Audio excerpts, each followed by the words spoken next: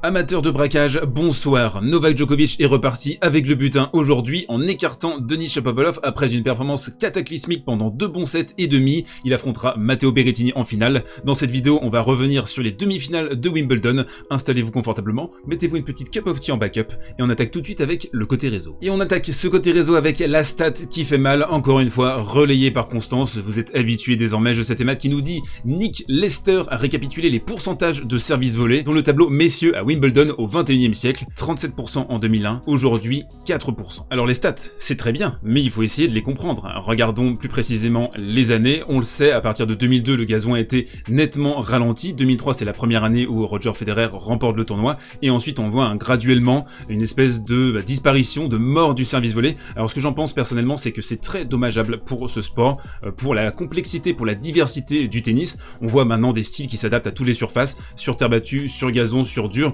Vous avez plus trop besoin de vous adapter. On se souvient de Borg par exemple dans les années 80 qui faisait du moonball à Roland Garros et qui ensuite, quand il arrive à Wimbledon 2 semaines après, pratiquait le service volé. Aujourd'hui, on voit par exemple un tennis comme celui de Novak Djokovic qui s'adapte à toutes les surfaces. Il peut glisser sur gazon. Il peut aussi très bien se contenter de poser les barbelés comme il a pu le faire à de nombreuses reprises face à Denis Shapovalov. Les attaquants racés, les purs attaquants, les gros serveurs, les gros volleyeurs, ça a disparu du répertoire du tennis. C'est dommage, je trouve qu'on a perdu quelque chose et on va pas jeter la pierre à Novak Djokovic ou à d'autres joueurs, Andy Murray, de s'être adapté à ça, d'être des joueurs polyvalents, c'est pas le problème. Le problème c'est que on a tué une race de tennisman et c'est bien dommage. Sur une note plus légère et avant de basculer sur le coin tactique, je voulais vous montrer cette image très intéressante. Regardez-moi ça, le ramasseur de balles qui a visé, eh bien, les noisettes de Novak Djokovic. C'était, comme dit la légende, l'excellente légende de tennis GIF, l'ambiance, l'atmosphère de ce premier set. Un Novak Djokovic qui était, alors je sais pas, tétanisé, malade, on va en discuter dans quelques instants. Il y avait clairement un problème du côté de Novak qui a, je pense, été caché. L'image la plus symbolique de cette partie, c'est ça, c'est une balle dans les noisettes. Et on attaque avec le premier match de la journée, Berrettini face à Derek Hurkacz. Ça sort d'où? Hubert Hurkacz, bien sûr, pas Derek. Alors dans ce coin tactique, il va y avoir de la tactique comme d'habitude, mais la leçon de la journée, je trouve, c'est que c'est un sport qui est tellement mental. Alors ça va être difficile à montrer sur les palettes, je vais essayer de le faire, mais sur les 2 rencontres, on a eu des moments cruciaux au niveau mental. On va commencer d'abord avec ce que Berrettini a très bien fait dans cette demi-finale. Le premier élément que j'ai particulièrement apprécié dans le jeu de l'Italien, dans sa stratégie face à Hubert Hurkacz aujourd'hui, c'était son intention systématique de rester campé sur sa ligne. Là par exemple, on a un retour très profond de la part du Polonais qui va atterrir juste ici. L'Italien, pas de souci, il reste bien positionné, il prend la balle de demi-volée pour la renvoyer le plus loin possible aussi bien sûr, mais ne pas reculer. Et ça clairement c'est le leitmotiv principal chez Matteo Berrettini, c'est que dès qu'il y a une micro-occasion, il y va, il envoie une merguez, il envoie une saucisse, il est hors de question pour lui de défendre. Ça n'existe pas en fait en tennis de défendre, il faut toujours attaquer. Et ça je trouve que c'est intéressant parce que sur gazon, il y a différentes façons de s'exprimer maintenant, on va le voir ensuite avec Novak Djokovic, mais pour Matteo Berrettini c'est très clair, il prend son destin entre les mains, il attaque à tout va. Le deuxième point très important sur cette rencontre, si vous l'avez pas vu, vraiment elle était intéressante, il y avait des très bonnes choses à noter au niveau tactique, au niveau des intentions de jeu, c'est le courage de Matteo Berrettini. C'est un joueur qui est tellement clutch, c'est un joueur qui s'exprime très bien sur des points importants. Ici, deuxième balle, il va envoyer une saucisse vraiment à 180 km/h, la balle va revenir, derrière one-two punch, hop, côté ouvert, on fait le point. C'est un joueur qui est courageux, et il a fait au total 60 coups gagnants dans la partie, 18 fautes directes simplement, la balance elle est complètement ahurissante, et ça c'est quand il y a une deuxième à jouer, attention parce que quand il passe ses premières, c'est 86% de réussite derrière sa première sur ce match, donc c'est un joueur qui a des intentions offensives, qui a un gros service, un gros coup droit, qui a aussi une palette technique, et qui à mon sens risque de poser des difficultés à Novak Djokovic dimanche. L'autre point, mais je suis intarissable sur Matteo Berrettini, vous avez bien vu, c'est le slice, mais c'est pas un slice défensif, attention, c'est un slice en avançant, c'est un slice coup d'attaque quasiment. Ici on le voit, il est campé sur sa ligne, il va faire un très joli slice bien gratté, c'est un joueur qui maîtrise très bien ce coup, et il va avancer, il va suivre au filet, ensuite il va déposer une volée de l'autre côté, et ça j'apprécie tout particulièrement. On a parlé de l'absence de spécificité du gazon avec la vitesse qui disparaît, et bien non, le slice il est toujours prépondérant sur cette surface. Attention néanmoins pour Matteo Berrettini, il a une incapacité totale à réaccélérer les balles basses côté revers, donc il est systématiquement obligé de faire un slice, ça pourra poser des difficultés dimanche, mais s'il est pas trop agressé sur ce coup, et si on lui laisse l'opportunité de créer avec son revers, il peut être excessivement dangereux. Dernier point en vitesse sur Matteo Berrettini si vous permettez, avant qu'on bascule sur Djokovic, Shapovalov, je sais que vous êtes là essentiellement pour ce match, c'est attention aux décalages coup droit qui ne seront pas létals. Ici donc on voit un gros décalage coup droit, il est dans le couloir, il va envoyer une merguez dans une petite chipot ici et il va se faire cueillir par Hurkacz qui va envoyer un contre de ce côté. Attention à ça, attention dimanche au contre de Novak Djokovic, le meilleur contreur peut-être de l'histoire, Novak. Donc attention à ça, les décalages coup droit qui ne seront pas létals, ça risque de poser des soucis éventuels à Matteo Berrettini dimanche, il faudra surveiller ça. Mais le plus important dans ce digest, comme je vous l'ai dit, ça va être l'aspect mental et on va beaucoup en parler sur le prochain match. D'abord, un petit point sur Hurkacz qui a complètement dévissé mentalement. Alors là ici, hein, une image absolument hallucinante, il y a 0,40 et qu'est-ce qu'il fait le Hurkacz? Il rend la balle comme s'il avait perdu le jeu en fait. Il était complètement déconnecté du réel, il avait les étoiles dans les yeux, il savait plus trop ce qui se passait dans sa vie. Et le plus fascinant, c'est que quand dans le troisième set, il décide de se raccrocher au wagon, il est totalement dans le combat. C'est juste à partir de la moitié du premier set jusqu'à la fin du deuxième, il décroche complètement, il est plus du tout présent mentalement sur le court. Et ça, ça montre à quel point c'est un sport qui se passe entre les deux oreilles. Il n'y a pas à chier. T'as le physique, t'as la technique, t'as la tactique, mais il y a l'aspect mental qui est prédominant aujourd'hui dans ce sport. Et justement, ça va être un axe majeur de la prochaine partie entre Novak Djokovic et Denis Shapovalov.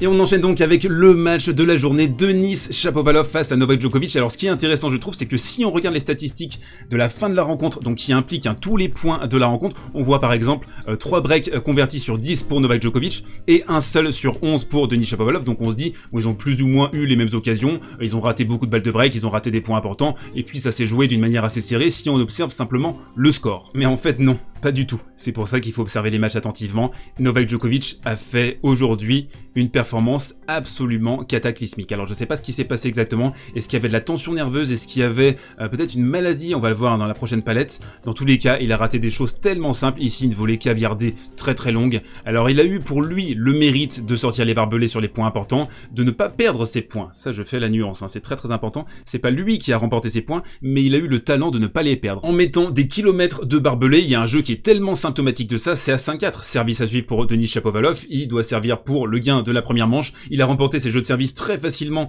depuis le début de la rencontre et même après ce débreak de Novak Djokovic, mais simplement sur ce jeu, il va un petit peu dégoupiller. Novak il va le faire jouer, il va faire des fautes directes et c'est là clairement on se dit c'est un sport qui est tellement mental, ça se passe là, ça se passe entre les deux oreilles. Et tout dans ce match en fait est une allégorie du tennis moderne, c'est-à-dire que le tennis flamboyant, offensif, qui prend des risques, ça paye pas en fait à la fin, c'est le tennis entre guillemets, je suis désolé parce que là c'était vraiment un tennis d'épicier que nous a proposé Novak Djokovic aujourd'hui. Il est capable de flamboyance de temps en temps, mais là c'était un tennis muraille de Chine.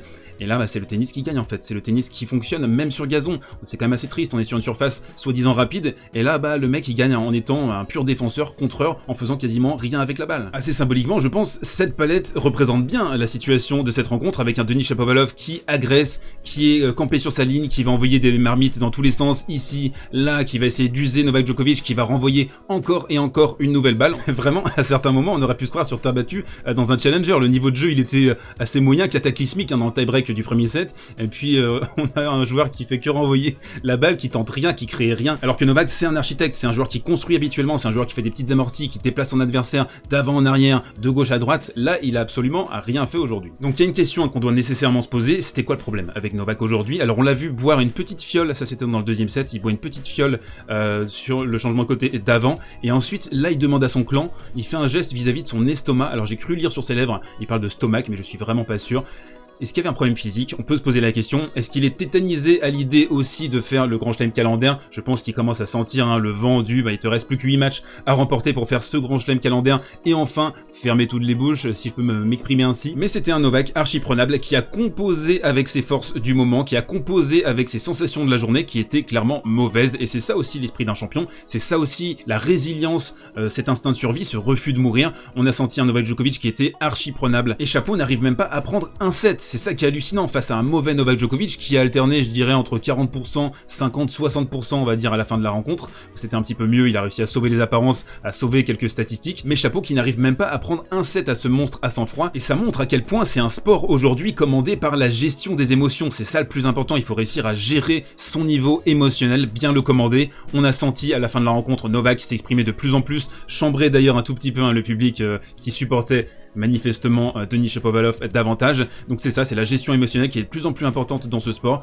et on l'a vu encore une fois, le boss à ce niveau-là, même dans un jour sans, c'est le mec à côté de moi, c'est Novak Djokovic. Alors ce match, soyons clairs, et vous l'avez bien compris je pense si vous avez regardé cette rencontre, ça a complètement échappé à toute notion tactique, ça s'est essentiellement joué dans la tête, dans la cabeza. Ici, un exemple frappant, 5-4, service pour Denis Shapovalov, 30-1, coup droit penalty. Et qu'est-ce que va nous faire Denis? Je vous le donne dans le mille, il va saccager son coup droit, il va le mettre ici. Alors pourquoi il fait ça à votre avis? Pourquoi à 5-4 il rate son coup droit alors qu'il en a réussi des dizaines dans le match? C'est parce que le mec en face c'est lui. C'est Novak Djokovic, c'est plus dur à ce moment-là, c'est plus dur parce que c'est Novak, parce que l'aura, parce que l'emprise mentale, parce que l'emprise émotionnelle, parce qu'à ce moment-là, le bras est un petit peu tendu, et ça Novak il le sait, il sait jouer de ça, il sait qu'à ce moment-là, s'il sort les barbelés, ça va coincer du côté de Shapovalov. Ce match, on l'a déjà vu des centaines de fois, c'est encore arrivé, et je pense qu'il est grand temps de le dire, et je vais peut-être être un peu cruel, surtout vis-à-vis de Shapovalov, qui a fait un excellent match, 22 ans, qui a été offensif, alerte, enlevé pendant l'essentiel de la rencontre, mais c'est que dès que ça devient difficile, ils quittent les mecs, ils abandonnent. On a vu Tsitsipas en finale de Roland Garros, il se fait breaker dans le 3e set, il abandonne limite le match, on sent même nous en tant que spectateurs que c'est quasiment fini, alors que Novak Djokovic est encore mené 2-7-0. Là pareil sur les fins de set, à chaque fois systématiquement, Chapeau se fait avoir, et quand j'entends à longueur de journée que Roger Federer aurait construit l'essentiel de son palmarès pendant une weak era, vous croyez vraiment que les Hewitt, les Nalbandian et les Safin c'était moins bon que ces mecs-là? Vraiment? À 22 ans, 23 ans, 24 ans? Donc bravo à Novak, attention, ça ne retire rien à la portée de ses exploits, mais il faut le dire aussi, 2021 c'est une année de transition, où on a des jeunes qui sont pas encore à pleine maturité mentale, émotionnelle, et ça s'est encore vu ce soir. Et on enchaîne si vous le voulez bien avec la reco du jour, une reco un petit peu particulière aujourd'hui car on va parler de mon Utip. J'ai décidé de le relancer aujourd'hui. Le moment est assez grave, le moment est très solennel, je vais vous expliquer les raisons pour lesquelles je l'ai relancé. On va faire vite, je vous rassure, mais c'est très important pour moi. Donc Service Volé, c'est un projet que je porte maintenant depuis de longs mois, qui a commencé à percer progressivement cette année, et ça me fait très plaisir. Malheureusement, le temps que je passe sur ce projet est colossal, c'est plus d'une dizaine d'heures par jour en moyenne, et on arrive à un stade, et ça va être surtout à partir de l'US Open, où je vais devoir me poser la question, est-ce que je suis capable de continuer à travailler comme ça, en étant payé un petit peu au lance-pierre, avec les gains des publicités qui sont très mineurs, et donc pour professionnaliser le projet, pour le pérenniser aussi tout simplement, parce qu'à partir de l'automne, je vais vraiment me poser des questions sur ma capacité à continuer avec cette cadence-là. Si vous voulez donc participer à l'essor, au maintien de cette chaîne, eh bien vous avez donc ce Utip à disposition. Alors attention, c'est réservé uniquement aux personnes qui le veulent et qui le peuvent. Donc si vous avez envie de soutenir ce projet, si vous croyez que le tennis peut s'imposer sur YouTube, eh bien n'hésitez pas, ce serait une aide absolument colossale. Dans tous les cas, regardez les vidéos que je fais, postez des commentaires, mettre un pouce en bas de chaque vidéo, c'est déjà un soutien essentiel, donc merci à celles et ceux qui le font. Donc on se retrouve nous demain pour un pronostic de la finale de Wimbledon. D'ici là, portez-vous bien, prenez soin de vous et mangez des fraises.